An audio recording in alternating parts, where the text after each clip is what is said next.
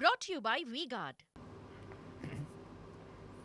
એક નિર્ણય લેવાયો કે શાળાએ બાળકોને લેવા મૂકવા જતા વાહન ચાલકો હોય કે રિક્ષા ચાલકો નિયમોનું કડક પાલન નહીં કરે તો જરા પણ ચાલશે નહીં. અને આરટીઓ પોલીસ સતત તપાસમાં જોડાઈ ગયા. વાહનને દંડ ફટકારવામાં આવ્યો, વાહન જપ્ત કરી લેવાઈ અને બસ આ વાતે વિફર્યા વાહન ચાલકો. પાડી દીધી હડતાળ. ચીમકી ઉચ્ચારી કે વાત નહીં માનો ત્યાં સુધી વાહન નહીં ચાલે.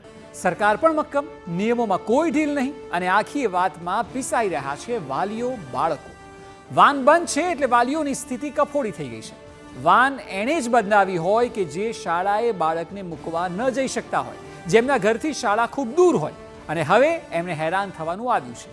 વિચારો કે જેને 2 બાળકો છે અને બંને અલગ અલગ શાળામાં ભણે છે, તો બંનેની શાળાના સમય સાચવવા વાલીઓ કેટલી દોડધામ કરવાની.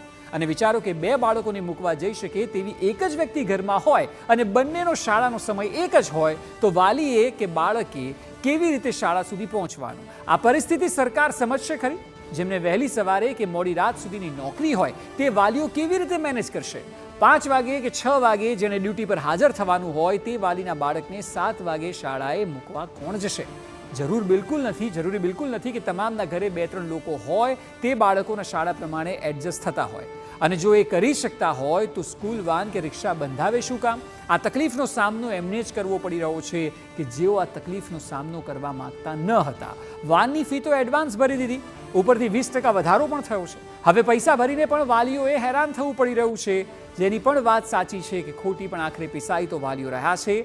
હેરાન વિદ્યાર્થીઓ થઈ રહ્યા છે. શાળાએ પહોંચવું હવે વાલીઓ અને વિદ્યાર્થીઓ માટે જ પડકાર બની ગયો છે, કારણ કે સરકાર જે છે તે ઝૂકવા માટે તૈયાર નથી ને આ તરફ વાન એસોસિએશન પણ મક્કમ છે. આપ એક વાતને સમજો કે 20% જેટલો વધારો વાન એસોસિએશન દ્વારા નક્કી કરાયો.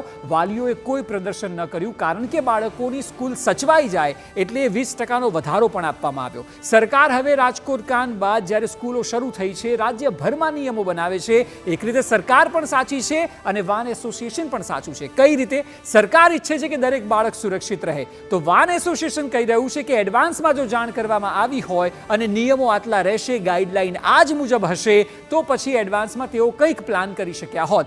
હવે જ્યારે શાળાઓ શરૂ થઈ ગઈ છે ને આ પ્રકારનો નિર્ણય લેવાયો છે, ત્યારે ફસાયા વાલીઓ છે. એ વાલીઓ કે જેમાં માતા પિતા બંને વર્કિંગ હોય અને વાન બંધાઈ એટલા માટે હોય કારણ કે તેઓ પોતાના બાળકને શાળાએ ન લઈ જઈ શકતા હોય અને એટલા માટે વાનવાળા વ્યક્તિને અંદર જવાબદારી સોંપી હોય. ત્યારે આ સ્થિતિમાં હવે થયું છે એવું કે નોકરી ધંધાને પણ સંભાળવાનો, એ સિવાય બાળકોને શાળાએ પણ લઈ જવાના. અને જે સમસ્યા અમે આપને કહીએ, ગુજરાતના અનેક પરિવારમાં છે કે જ્યાં મા બાપ નોકરી કરે છે, 2 બાળકો હોય, બંનેને શાળાનો સમય એક સાથે હોય અને જો બંનેની સ્કૂલ અલગ અલગ હોય તો પછી આ સ્થિતિએ સરકારને સમજવું જોઈએ કે મા બાપ પરેશાન થઈ રહ્યા છે. જોકે બીજી તરફ વાન એસોસિએશનને પણ એ કહેવું છે કે સરકારે નિયમ તો સિક્યોરિટીના ઘડ્યા છે, તો શું આપની વાન એ સુરક્ષાના જે નિયમો હોય તેનું ઉલ્લંઘન કરે છે?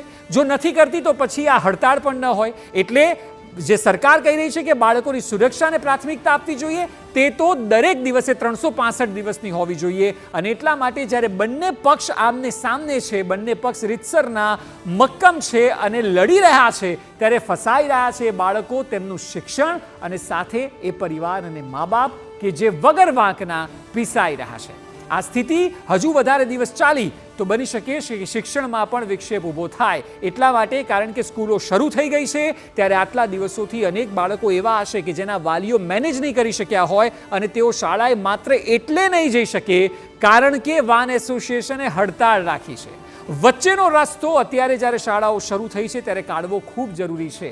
જોકે બંને પક્ષના પોતપોતાની વાત છે, સરકાર અને એસોસિએશન બંનેનો, પરંતુ જ્યારે શિક્ષણ બગડી રહ્યું છે ત્યારે સૌથી પહેલી પ્રાથમિકતા શિક્ષણ હોવી જોઈએ. અને જો આ શિક્ષણની પ્રાથમિકતા નહીં ગોઠવાય તો પછી આવનારા દિવસોમાં અનેક બાળકો એવા હશે કે જે વાલીઓ ઈચ્છતા હશે તો પણ શાળાએ નહીં જઈ શકે અને તેમના અભ્યાસ પર મોટી અસર થશે. અને એટલા માટે જ આ અહેવાલ અમે સતત બતાવી રહ્યા છે કે જ્યાં બંને પક્ષની વચ્ચે શિક્ષણને સજા મળી રહી છે, એ વાલીઓને સજા મળી રહી છે, બાળકોને સજા મળી રહી છે, અને એટલા માટે આ સમસ્યાનું સમાધાન લાવવું ખૂબ જરૂરી છે. Brought to you by V-Guard.